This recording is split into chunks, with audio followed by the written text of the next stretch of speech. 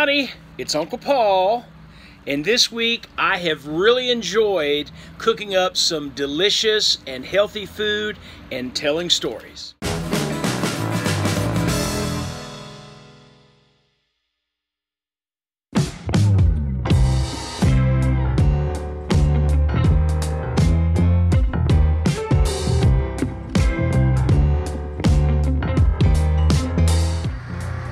Well, what stories do you have from work today?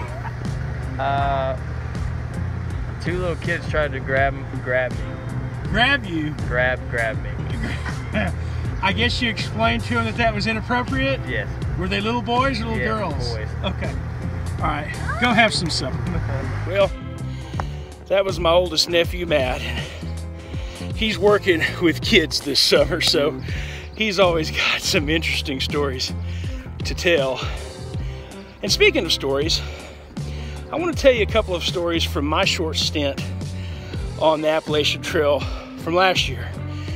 And I'd meant to tell these before now, of course. I thought, well, I'll tell them at some point while I'm on the trail, and of course I got off too soon. So I want to tell them now. Story number one. I started at Pauling, New York, going north. And my first night I got to the Wiley shelter, and I tented there. And there were several people that eventually showed up. So the next morning when I was packing up my gear and my tent and everything, one of the guys from the shelter came over. He had a dog with him, introduced himself, and he wanted to get a video of me telling why I was out there hiking and everything. And so I did that. I kept packing up. We talked a little bit, and he finally went on down the trail. Well, the water source, it was a water pump, was a little ways down the trail. So when I got there, he was still filling up with water. And so I stopped there and we talked some more. And while I was filling up with water, he asked me, and I didn't know what he was asking at first, actually, because I had never heard the term before. But what he was asking me was if I smoked weed. And I said, no. I said, I never have, and I don't have any on me. So he finally just left, and I finished getting my water. And I thought, wow, you know, I know that kind of stuff happens on the trail, but I really didn't think that on my second day on the trail, someone would be hitting me up for some marijuana.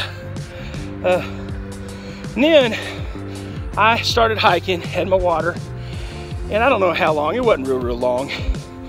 It was close to the Connecticut border, and I'm going downhill, and I see him cross the road from Connecticut, and he comes up the hill walking real fast. He doesn't have his pack on. And I'm like, oh no, what's this? And he said he had left his pack back there because God had told him to carry my pack for me. Well, I wanted real bad to tell him that God had told me to carry my own pack, but I didn't want to be rude. So I just told him that I had to carry my own pack. He was pretty adamant. I said, if I'm going to get strong enough, by the time I get to the Whites, I have to carry my own pack. So anyway, he said, well, he thought he needed to stay with me. I needed somebody to hike with me. God had told him that. So we hiked along together, and he talked a lot. And based on a number of stories he told about his past and about his circumstances as far as, you know, his interaction with other thru hikers and some trail angels, I had the impression that he was probably homeless and was on the trail counting on the generosity of strangers to help him out a bit. He was a nice enough guy, but really didn't trust him too much. So, but I knew he wouldn't hang with me too long because he was a thin guy and I'm a fat guy, and I was hiking slow as usual. And so finally he said, I'm cold, I'm getting cold, I'm gonna have to go on. So that was the last I saw him.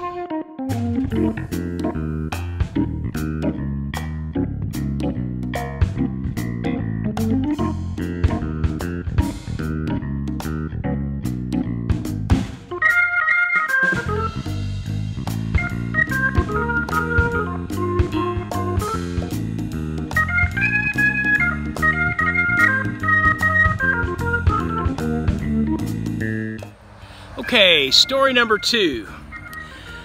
Now, on the second day, my first stop in Connecticut was the 10 Mile River Shelter. And of course, I was the first one there. And I tented behind the shelter. It was tight back there. And sometime early in the evening, this couple came along and pitched a tent not 10 feet from me. And I had noticed that he was about 10 years older than the lady. And judging by their conversation as they set up their tent and everything, they didn't know each other very well. There was a lot of getting to know you type questions or comments. And so I was thinking, okay, is this just a trail hookup that, I mean, they didn't look like thru hikers to me.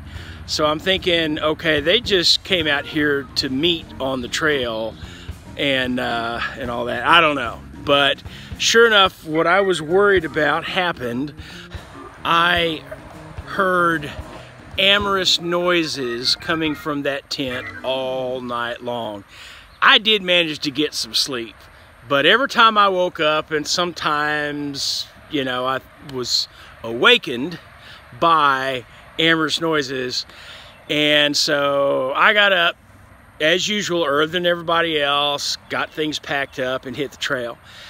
But I was thinking, really, one more thing that I thought would happen eventually while I would be on the Appalachian Trail, but maybe later on down the line, not day number 2. So those are my 2 stories. I was initiated pretty quickly on a couple of things last year on the trail.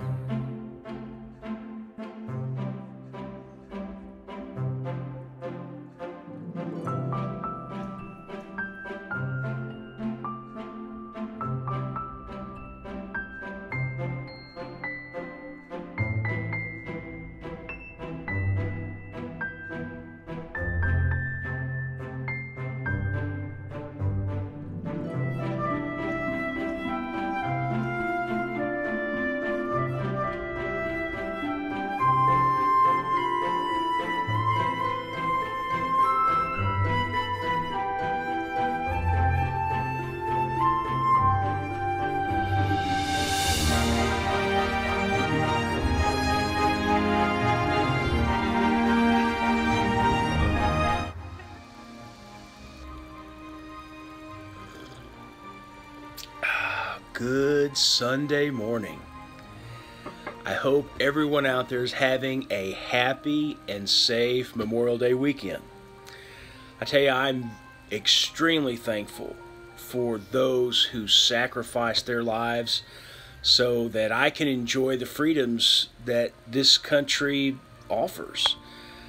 I'm so thankful that they gave up their lives so that I have the freedom to make future plans and that I can live my life how I want and that I can go this morning and worship God.